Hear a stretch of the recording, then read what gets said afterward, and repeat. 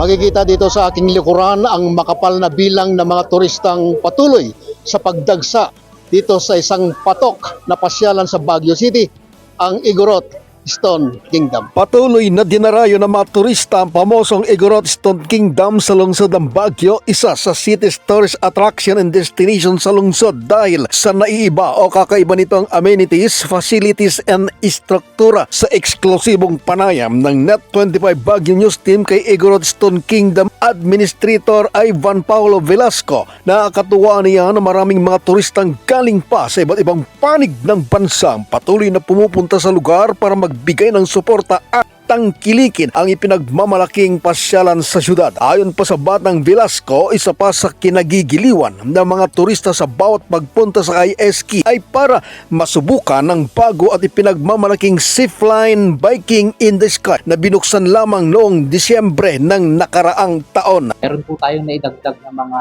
amenities, mga attraction. Una na po dito ang ating sky cycling or ang ating bicycle zipline.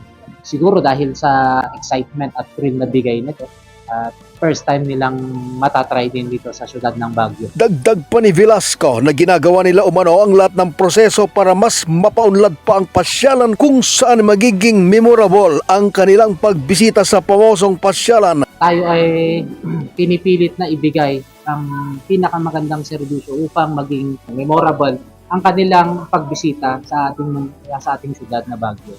So gumamit tayo ng mga bato para ating mapatibay ang mga gumuguhong bundok, mga gumuguhong lupain.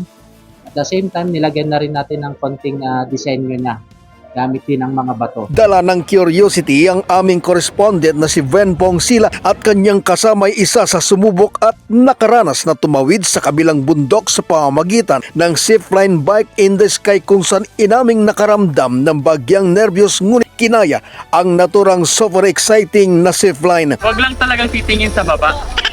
Yan yung tip. Ang tignan mo, yung end part. So, okay pa naman ako. Ikaw ba okay ka dyan? Kaya pa. Kaya pa, okay. Wala, grabe na. Samantala, nakapanayam din ng news team ang mismong may-ari ng ISK na si Pio Velasco kung saan ay nagpasalamat siya dahil sa kabila ng mga dumaang pagsubok ng ISK na nanatiling matatag at patuloy na tinatangkilik ito ng maraming turista kaugnay nito. Muling sinariwa ni Velasco ang makasaysayang momentum at panahon ng pagsisimula kung paano nabuo ang Igorot Stone Kingdom sa lungsod ng Baguio. Ang Igorot Stone Kingdom ay nagsimula sa isang childhood dream. Nung pandemic na-stranded kami dito sa lugar natin, marami akong workers kasi I'm a public works contractor, hindi makauwi yung mga tao natin. So sabi ko, magtrabaho na lang tayo dito. Kasi naka-lockdown naman tayo. Sabi ko, mag-slope protection muna tayo dyan. Kasi yung bundok na yan, gumuguho-guho yan nung araw. Showcasing the Igorot culture or the Igorot skills of riprotting, yung pagkakabiti or pagtututing ng bato. At nagpapatong-patong ng bato na hindi gumuguho. Dagdag pa ng may-ari na marami pang magagandang proyekto ang nakaplanong may daragdag sa SK, lalo na ang culture preservation para sa satisfaction at kapakanan ng bawat turistang patuloy na tumatangkilik sa pamosong pasyalan. Hopefully in this coming year, substantial lang natapos namin, we will be finished. And magdodoble yung activities inside the Igorot Stone Kingdom. Sa mga bisita po natin na hindi pa po nakakapunta sa ating munting pasyalan, ang Igorot Stone Kingdom, inaanyayahan po namin kayo na bumisita.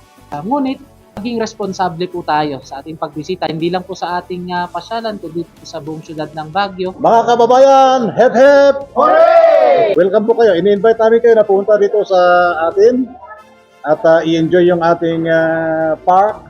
Marami kang makikita dito, kultura at mga artwork. Mula sa Baguio City kasama si Grace Espino Fred Ruyuda para sa mata ng Agila Northern Luzon. Matatag, matapang, matapat.